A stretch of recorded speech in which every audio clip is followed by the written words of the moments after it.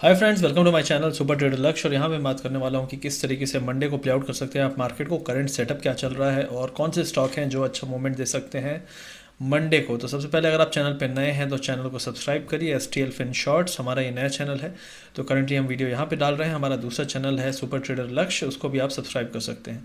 अब यहाँ पे मैं सबसे पहले ग्लोबल मार्केट की बात करूँगा, लेकिन उससे पहले एक बार देख लेते हैं कि आज मार्केट को किसने सपोर्ट किया। तो सन फार्मा ने एक आज बहुत ही बेहतरीन मूव दिया। रिजल्ट के बाद ऑलमोस्ट 10% का अप मूव, इतना बड़ा मुझे लगता है कि सन फार्मा ने कभी एक दिन में मूव नहीं दिया होगा। मोस्ट प्रॉबली एटलीस्ट 2-4 साल पहले तो मुझे याद है नहीं दिया है।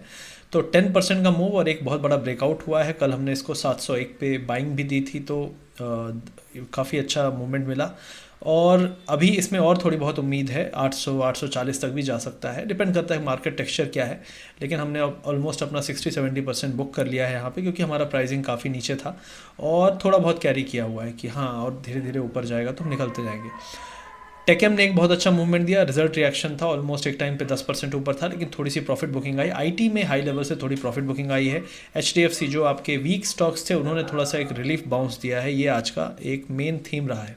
अब यहाँ पे ग्लोबल मार्केट की बात करेंगे तो ग्लोबल मार्केट्स अगर आप देखेंगे तो राइट नाउ रेड में है। ऑलमोस्ट नैस्डैक टेक सेक्टर काफ़ी डाउन है। अमेजॉन का शेयर है वो काफ़ी गिरने वाला है आज, तो उसके चक्कर में थोड़ी नेगेटिविटी है। चाइनीज़ स्टॉक में फिर से फॉल चालू हो गया है, तो वो एक न्यूज़ था। तो ओवरऑल मार्केट में थोड़ी सी प्रॉफिट बुकिंग इस बाउंस जो 1-2 दिन में आया है उसके बाद फिर से चालू हो गई है, तो ये करंटली टेक्सचर है। अब हम यहाँ पे देखेंगे किस तरीके से नैस्डैक के चार्ट्स हैं करंटली। तो आप देखेंगे यहाँ पे कि नैस्डैक ने रिसेंटली पे एक हाई बनाया था, उसके बाद एक बड़ा रेड कैंडल, उसके बाद एक और हाई लेकिन लोअर हाई, और उसके बाद एक और बड़ा कैंडल। राइट नाउ 14,800 का जो लेवल है इमीडिएट लेवल के आसपास, इस एरिया से अगर हम थोड़ा और नीचे जाएंगे तो काफ़ी बड़ा फॉल आ सकता है। तो ये एरिया एक इंपॉर्टेंट सपोर्ट की तरह काम कर रहा है 14,800 फ्यूचर्स में नैस्डैक का। अगर ये ब्रेक होता है तो हमारा अगला जो लेवल है 14,400, 300-400 पॉइंट का फॉल यहाँ पे बनने लगेगा। अगर हम अब यही है कि यहाँ से दोबारा हम नया हाई बनाएं और 15,000 को ब्रेक करें, तभी एक पॉसिबिलिटी है पॉजिटिव सिनेरियो की।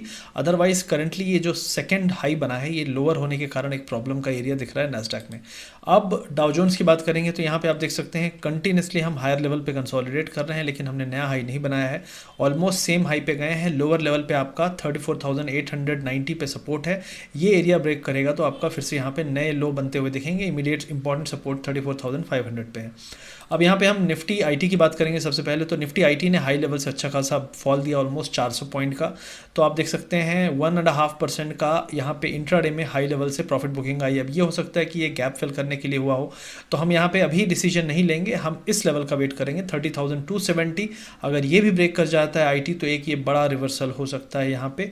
फिर हमारे जो कंसोलिडेशन वाले एरिया वाले लेवल हैं ये हैं, तो इस एरिया में मोस्ट प्रॉब्ली आके एक बार आप इस एरिया पे 29,000 के एरिया में सपोर्ट इसको टेस्ट करते हुए देख सकते हो। तो आईटी एक मेजर रिवर्सल दे सकता है ओनली व्हेन 30,280 ब्रेक होता है नीचे की तरफ।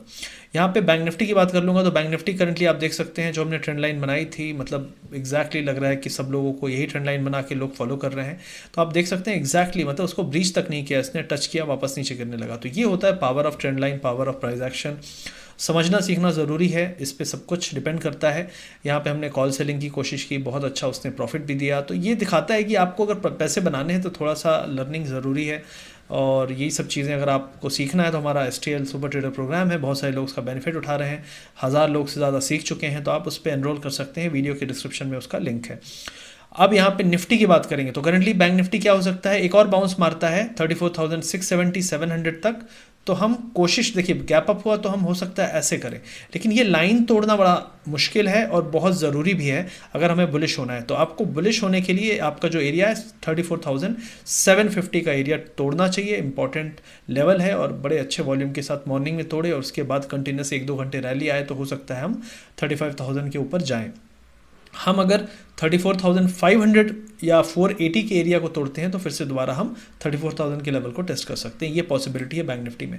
अब निफ्टी की बात करें तो निफ्टी भी आप देख सकते हैं एग्जैक्टली उसी लाइन को, ये नई ट्रेंड लाइन अभी निकली है, 2 पॉइंट मिल चुके थे, तो इसको भी आप देख सकते हैं ब्रीच किया, फॉल्स ब्रेकआउट किया, उसके बाद इसने रिवर्सल मारा। तो ये दिखाता है कि कई बार मार्केट आपको लगेगा कि आपको गलत साबित करने जा रहा है, लेकिन थोड़ा वेट करना ज़रूरी है पेशेंस के साथ, आधे घंटे से 1 घंटे। हम हमेशा ब्रेकआउट को कम से कम 1 घंटे का वेट करते हैं, क्योंकि आप देख सकते हैं पहले 1 आवर कैंडल में इसने ब्रेकआउट किया, अगले 1 आवर में इसने पूरा का पूरा उसको नलीफाई कर दिया और ये फॉल्स ब्रेकआउट साबित हुआ। तो ये दिखाता है कि अगर यहाँ पे थोड़ा बहुत बाउंस हमको मिले तो यहाँ से फॉल आ सकता है 810 के बाद। अगर 810 820 का एरिया ब्रेक करता है तो फिर यहाँ से एक नया ब्रेकआउट और अपट्रेंड स्टार्ट हो जाएगा।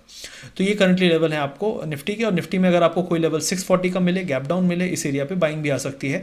लेकिन जैसे लास्ट बार हमने देखा कि यहाँ पे एक नया लो बनाया, तो करंटली लो जो है यहाँ पे एक हो सकता है मिले, लेकिन मोस्ट प्रॉब्ली जो इंपॉर्टेंट लो काफ़ी नीचे आ रहे हैं इस बार 15,480 के आसपास। अब इसके अलावा मेटल में आप देख सकते हैं थोड़ी बहुत प्रॉफिट बुकिंग आई है। मैं यहाँ पे कोई अभी कमेंट नहीं करना चाहूँगा। मेरे हिसाब से इसमें जिसको निकलने को मौका मिल रहा है निकल जाए, नहीं निकलना है तो आपको, मुझे पता है कि जो लोग 1400 पे नहीं निकले वो 1100 पे भी निकलेंगे, वो 800 पे ही निकलेंगे, सीधी सी बात है। क्योंकि एमटीएम के प्रॉफिट नहीं होते हैं, एटीएम के प्रॉफिट होते हैं। ये जिस दिन लोगों को समझ में आ जाएगा तो उस दिन वो ट्रेडर बन जाएंगे। अब रिलायंस की बात कर लेते हैं यहाँ पे। तो रिलायंस ऑलरेडी अपने इंपॉर्टेंट जोन से नीचे है, बाउंस आ रहे हैं, फिर से ब्रेक डाउन हो रहा है। अब आपका जो इंपॉर्टेंट लेवल है 2020 पे है, ये ब्रेक हुआ तो आपका टारगेट 1940 का, यहाँ से और 100 पॉइंट का 80 to 100 पॉइंट का फॉल स्टार्ट हो जाएगा। तो आपका इंपॉर्टेंट लेवल है 2022। ये जब तक होल्ड कर रहा है ठीक है, नहीं होल्ड करता है तो फिर यहाँ से आप कॉल सेल करके ट्रेड करिए, बढ़िया आपको मोमेंटम मिलेगा। उसके अलावा इन्फोसिस में थोड़ी प्रॉफिट बुकिंग आई है, फिर भी ये वीक स्ट्रक्चर नहीं है। आईटी एक डिफेंसिव की तरह लिया जा रहा है, रिजल्ट क्या है कोई फर्क नहीं पड़ता। अगर सब कुछ गिर रहा है आईटी को खरीद लो, सिंपल सी चीज़ ये चल रही है। ज़्यादा दिन नहीं चलेगी लेकिन अभी फिलहाल चल रही है।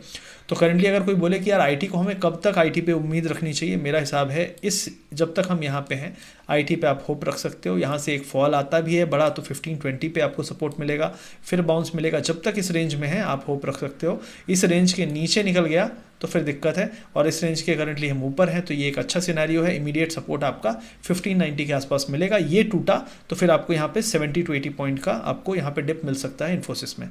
अब यहाँ पे टाटा मोटर्स ने थोड़ी एक रिलीफ बाउंस करने की कोशिश की है, लेकिन अभी भी यहाँ कोई अच्छी स्ट्रेंथ नहीं है। लेकिन इस एरिया में काफ़ी सपोर्ट मिले हैं, मैंने पहले भी ये एरिया मार्क करके रखा हुआ था 280 के ऊपर। तो इस एरिया पे अभी कंसोलिडेशन अगर चला तो अच्छी बात है टाटा मोटर्स के लिए। अगर ये नहीं भी होता है तो 260 to 255 एक अच्छा एरिया है जहाँ पे बाय करना चाहिए जो भी लोग लॉन्ग टर्म वाले हैं। अब HDFC में यहाँ पे बाइंग हुई है तो बहुत सारे लोग यहाँ पे सोचेंगे यार HDFC की लगता है प्रॉब्लम सॉल्व हो गई। नहीं, ऐसा कुछ नहीं है। आप यहाँ पे अगर इस ट्रेंड लाइन को खींचें तो आपका इसी एरिया पे सपोर्ट तो यहाँ पे नहीं है, लेकिन थोड़ी नीचे ही सपोर्ट है 2300 के आसपास। तो करंटली हमने 2370 से बाउंस मारा है, लेकिन ये जो बाउंस है ये इतना कमज़ोर है कि जो हमारा लास्ट टाइम सपोर्ट एरिया था वो रेजिस्टेंस की तरह काम करेगा। 2460 पे रेजिस्टेंस है, अगर इसको हम ब्रेक करेंगे तभी हम यहाँ से 60-70 पॉइंट का अपसाइड देखेंगे। अगर 2450 के नीचे रहते हैं तो दोबारा से HDFC में एक फॉल और आ सकता है। अब यहाँ पे एक और है बजाज फिनसर्व, इसके बारे में मेरा कोई कमेंट नहीं है, सिंपल सी चीज़ है। अच्छे दिन है बुक कर लो, बुरे दिन होंगे आप बुक नहीं करोगे, MTM देखते रह जाओगे। सिंपल सी चीज़ है यहाँ पे, क्योंकि जब HDFC और इतने बड़े बड़े बैंक हैं वो नहीं संभाल पा रहे इस मार्केट को, तो ये स्टॉक सिर्फ मैनिपुलेट किए जा रहे हैं और बहुत सारे लोग इसमें निकल भी रहे होंगे। क्योंकि FII का डेटा आपको दिख रहा है, लगातार सेलिंग चल रही है, और DII जो है आपका वो थोड़ा बहुत बाय कर रहा है। सब कुछ रिटेल बिल्कुल धरपकड़ जारी है, मतलब जिस भाव में मिल जाए खरीदते जा रहे हैं। और ये नहीं समझ रहे कि रिस्क और रिवॉर्ड क्या चीज़ होती है। 1400 पे लेके 1500 चला भी जाएगा तो क्या तीर मार लोगे, और अगर 800 आ गया तो क्या झटका लगेगा वो भी सोच लो। तो ये सभी चीज़ें सोचनी पड़ेगी आपको। आप उस लेवल पे नहीं हो जहाँ पे आप बोलो कि बहुत अच्छी वैल्यूएशन है। देखिए टॉप तो कोई नहीं पकड़ सकता, बॉटम भी कोई नहीं पकड़ सकता, लेकिन एक चीज़ है कि गट फीलिंग के साथ आपको ये देखना है क्या मैं फ़ायदा कमा रहा हूँ, क्या ये फ़ायदा मेरे लिए काफ़ी है। सिंपल सी चीज़ है, क्योंकि ये पूरी ग्रीड गिल्ट ये सब चलती रहेगी आपको। आप कभी बोलोगे यार मैं जल्दी निकल गया, कभी आप बोलोगे यार ठीक टाइम पे निकल गया तो मैं तो बहुत खुशनसीब हूँ। तो ये सभी के साथ होता है, ऐसा नहीं है। तो आपको डिसीजन लेना पड़ेगा गट फीलिंग पे, और ये मेरे हिसाब से एक अच्छा आपके लिए लेवल मिल रहा है इन स्टॉक्स पे जो मैंने बात की। अब आएंगे बात करेंगे ऑटो के बारे में। मेरे हिसाब से ऑटो अपने एक इंपॉर्टेंट सपोर्ट के आसपास आने वाला है। थोड़ा बहुत और डिप हो गया तो यहाँ पे ऑटो को बाउंस मिलना चाहिए। ऑटो ऑलरेडी काफ़ी पिटे हुए हैं, बहुत ज़्यादा रैली नहीं आई है। कुछ स्टॉक्स में रैली आई है लेकिन कुछ स्टॉक्स में नहीं आई है। मारुति की अच्छी पिटाई हो चुकी है, टाटा मोटर्स की हो चुकी है। मुझे ऐसा लगता है कि ऑटो यहाँ से 3 से 4% और गिर जाए, उसके बाद आप इसको बाय कर सकते हो। तो ऑटो एक पहला बाइंग एरिया आ रहा है बहुत जल्दी, तो उस पर आप फोकस कर सकते हैं। उसके अलावा बहुत सारे लोग बंधन बैंक में मतलब टिके रहते हैं, अड़े रहते हैं। मेरे हिसाब से बंधन बैंक ने एक इंपॉर्टेंट ट्रेंड लाइन जो है उसको तोड़ा है, लेकिन यहाँ पे आप सपोर्ट भी देख सकते हैं, इस एरिया पे सपोर्ट है। तो आपका 283 285 के एरिया में सपोर्ट है, जब तक इसके ऊपर है कोई दिक्कत नहीं, यहाँ से बाउंस आ सकता है, लेकिन इसको कम से कम 305 310 के ऊपर जाना पड़ेगा। लेकिन आपको पता है कि फाइनेंशियल कंपनीज बुरा कर रही हैं, ज़्यादा बाउंस नहीं आ रहा है, तो इसलिए थोड़ा सा बंधन बैंक से आप थोड़ा दूर रहिए। फिलहाल बैंक में मेरे हिसाब से एंट्री लेना सही नहीं है, जहाँ पे अच्छा प्रॉफिट हो रहा है वहाँ निकलिए। बहुत सारे लोग बजाज फाइनेंस, बजाज फिनसर्व को कुछ और ही मानते हैं, किसी और ग्रह के स्टॉक्स, ऐसा नहीं है, वो इसी फील्ड के हैं जहाँ पे आपके ये सभी शेयर हैं, बैंकिंग, फाइनेंशियल, और ये वही स्टॉक हैं जिनमें बहुत ज़्यादा एनपीएस दिखने लगते हैं अचानक से, और अचानक से गायब भी हो जाते हैं, क्योंकि इनका मैनेजमेंट खुद ही ऑपरेट कर रहा है स्टॉक अच्छी तरीके से, कभी भी कुछ भी अनाउंस कर देता है। तो ये मेरे व्यू थे कुछ स्टॉक्स के बारे में। ग्लोबल मार्केट देखते रहिए। इसके अलावा अगर कोई अपडेट होता है तो मैं संडे को मैं आपको अपडेट करूंगा कि क्या मंडे को कुछ चेंजेस हैं नहीं हैं, बेस्ड ऑन आज की क्लोजिंग के। और अगर कोई चेंजेस नहीं होते हैं तो फिर ये जो गेम प्लान मैंने बताया, आप इसको फॉलो करके पैसे बना सकते हो। हमारा सुपर ट्रेडर लक्ष्य चैनल है टेलीग्राम पे, उसको आप फॉलो कर सकते हैं। और किसी को सीखना है, समझना है, तो आप हमारे super trader STL super trader program को ज्वाइन कर सकते हैं। सीखने में कभी कोई बुराई नहीं है। 12वीं तक पढ़ाई की है, इतना पैसा खर्च किया है, तो थोड़ा बहुत और सीख लेंगे तो फ़ायदा ही होगा, नुकसान नहीं होगा। अगर नुकसान ऑलरेडी मार्केट में हो रहा है तो वो आपको ये बोल रहा है कि भाई सीख ले, नहीं तो ये चलने ही वाली है गाड़ी, चलती का नाम गाड़ी है, गाड़ी का नाम लॉस है। तो ये चीज़ बहुत सारे लोग कर रहे हैं। लास्ट 2 महीने से मार्केट रेंज में है। इस रेंज वाले मार्केट में बहुत सारे लोग मोमेंटम का वेट कर रहे हैं, लेकिन ऑप्शन बाइंग कर रहे हैं, प्रीमियम डिके हो रहा है, तो ऑप्शन सेलिंग करनी चाहिए थी, वो नहीं कर रहे हैं। अपने आप को समझा रहे हैं कि मेरे पास कैपिटल नहीं है, जबकि मैंने वीडियो बना रखे हैं कि ऑप्शन सेलिंग 20-25 हज़ार से भी हो जाती है। तो आप अपने आप को जस्टिफाई करते हो, हर आदमी जस्टिफाई कर रहा है मार्केट के लेवल्स, स्टॉक में बुक करूँ ना करूँ, लेकिन नॉलेज को जस्टिफाई नॉलेज ना होना उसको जस्टिफाई करना बहुत बड़ी गलती हो सकती है। तो ये मेरी राय है, बाकी डिसीजन आपका है। ऐसी वीडियो में लेकर आता रहूँगा। आई होप ये वीडियो आपको अच्छा लगा।